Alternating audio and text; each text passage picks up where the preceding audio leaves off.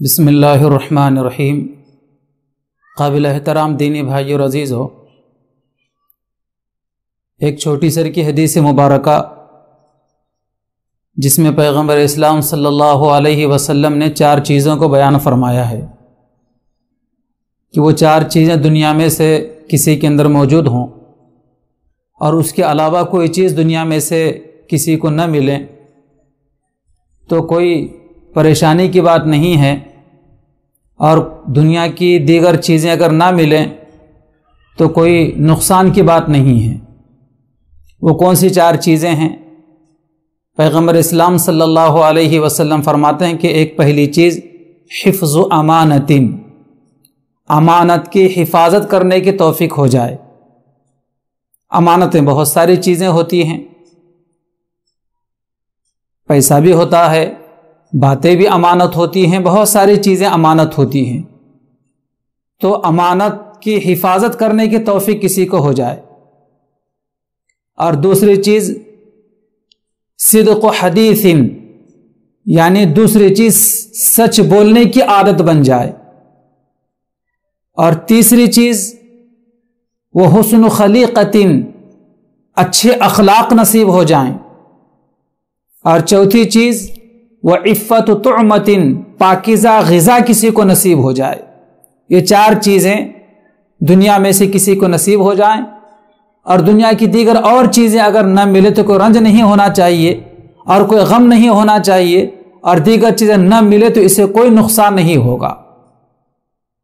اس لیے ان 4 چیزوں کا ہمیں لحاظ بھی کرنا چاہیے، اور یہ 4 چیزیں ہمیں نصیب ہو گئی ہیں تو خدا کا شکر بھی ادا کرنا چاہیے۔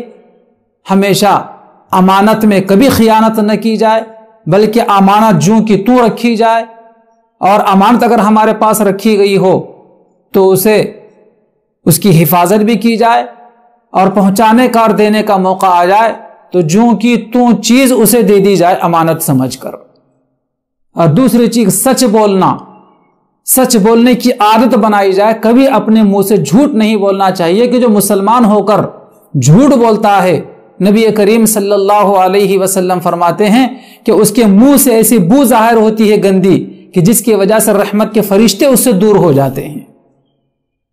اور تیسری چیز اچھے اخلاق، وہ حسن خلیقت، جس کسی کو اچھے اخلاق نصیب ہو جائے، یہ بہت بڑی دولت ہے۔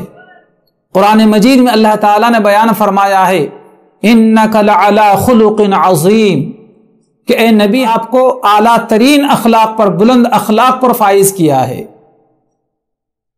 یہ اچھے اخلاق اتنی بڑی نعمت ہے اور اتنی بڑی دولت ہے کہ نبی کریم صلی اللہ علیہ وسلم فرماتے ہیں کہ میدان محشر میں قیامت کے دن جب ترازو میں نیکیاں اعمال تولے جائیں گے تو اس وقت اس ترازو میں سب سے وزنی اگر کوئی عمل ہوگا تو اچھے اخلاق ہوں گے۔ اچھے اخلاق کسے کہا جاتا ہے؟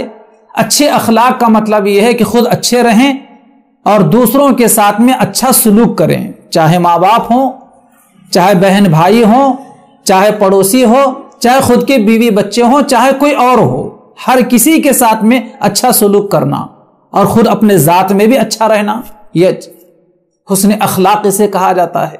اور چوتھی چیز عفت و طعمت، پاکیزہ غذا، یعنی حلال غذا، لقمہ حلال جسے کہا جاتا ہے، اس کا لحاظ کرنا کہ لقمہ حلال کی وجہ سے دعائیں قبول ہوتی ہیں، اور جو آدمی لقمہ حرام کھاتا، حرام غذا کھاتا ہے تو دعا قبول نہیں ہوتی۔ اللہ تعالیٰ سے دعا ہے کہ اللہ تعالیٰ ہم سب کو اور رہتی دنیا تک کے سارے مسلمانوں کو ان 4 چیزوں کو خوب لحاظ کرنے کی توفیق عطا فرمائے۔ ان 4 چیزوں کے علاوہ کوئی چیز اگر ہمیں نہ ملی ہو دنیا سے تو کوئی رنج اور کوئی غم کی بات نہیں ہے۔ اللہ ہمیں عمل کی توفیق عطا فرمائے، آمین ثم آمین۔ وآخر دعوانا ان الحمد للہ۔